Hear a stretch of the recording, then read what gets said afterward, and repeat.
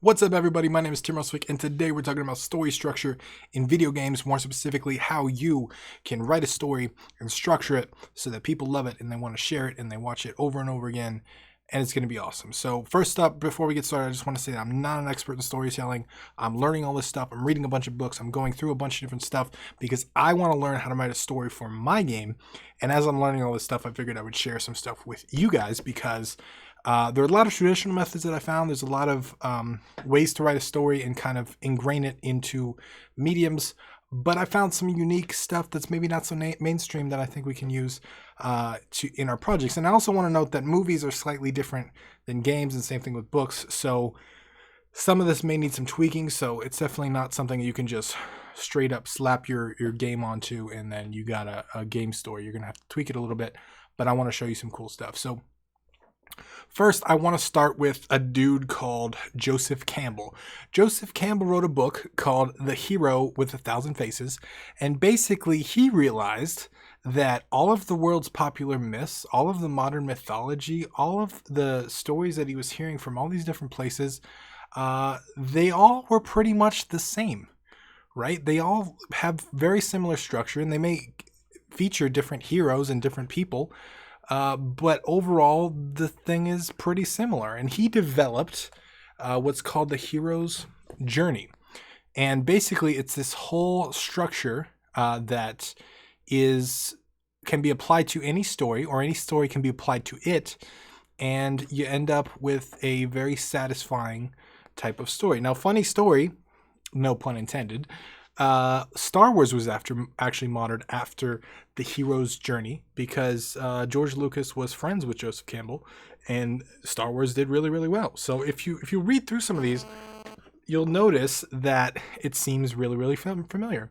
So there's Ordinary World, Call to Adventure, right? That's hanging out in Hobbit's hometown, meeting with the mentor. That's Gandalf coming by. They leave and they go on their adventure, right?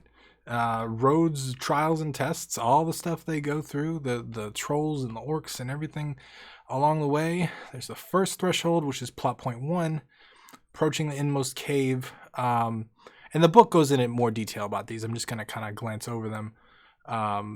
Meeting of the shadow self, the ordeal, the elixir theft, or the ultimate boon or reward. The second threshold, refusal of the return, rescue of the without, or rescue from without, death of dreams, or the black moment, crossing the third threshold, the climax, the resurrection, and then the wrap up. And if you notice, Lord of the Rings fits really well into this. So does Star Wars, so does a bunch of other really popular movies. The problem is, this shit is fucking complicated, okay? I was going to apply my story to this, and I was just like, there's so much shit here. Like, yes, I agree. A lot of great movies follow this path, but like, yo, that is really hard to look at. And like, there's so much shit, and you're like, what is this? What is this? What is this? And the book was written, 70 some years ago. So I was just like, okay, is there a better way to write a story? Because I get this, and I understand how this could work. But like, let's be real here. This is kind of complicated. I just want to make a cool little video game story. And on top of that, it's really hard to integrate all this into gameplay. So what I found on my journey was something by a guy named Dan Harmon. Dan Harmon is the co-creator of Rick and Morty.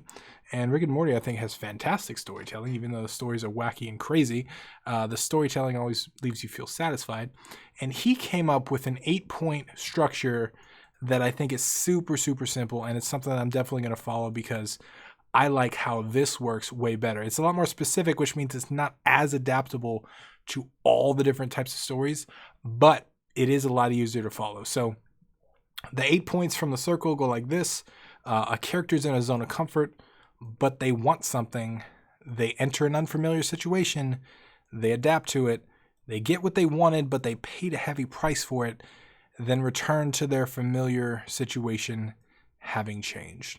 And I think this part is one of the most important parts to highlight, because if you look at hobbits going in the Shire, hanging out, having fun, being nothing, but always wondering what it's like to have an adventure, and then you look at Frodo coming back after the ring goes to Mordor, like, holy shit, has he changed, right?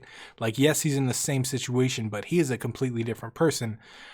Similarly, you look at Luke hanging out on his planet and just doing nothing, and then, like, ending up at the end, maybe in a familiar situation, but, like, he is now a Jedi. He went through all kinds of crazy stuff to get there.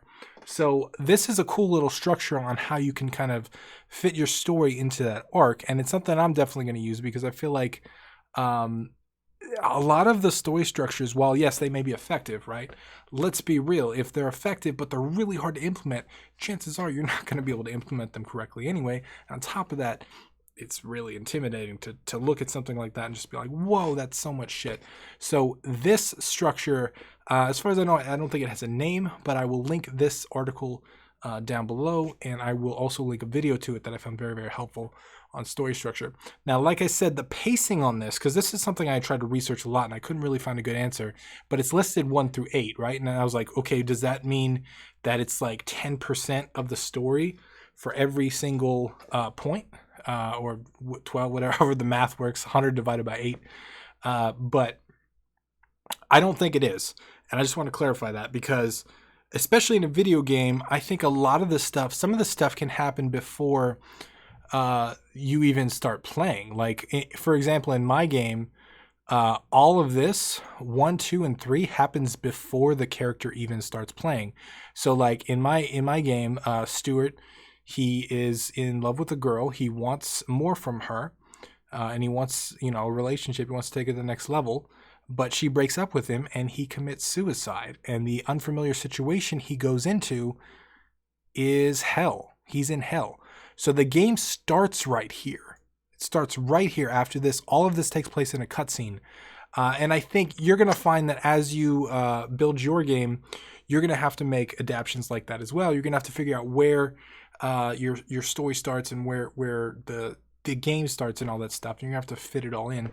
But like I said, I think the main point of that is zone of comfort character is one way, comes back to the zone of comfort character is a completely different way. Like that full circle kind of mental change, that growth in the character, I think is the important part of this. So I hope this was useful. I know this is a little bit different than videos I usually do, but this is stuff I'm still learning. I will continue to share story stuff as I learn it. But for now, this is what I got for you. If you have any questions or comments on this, let's say you're a writer and you want to help a brother out, you could do so in the comments down below. But let me know your thoughts. Leave them down there. My name is Tim Roswick, and I'll see you again tomorrow.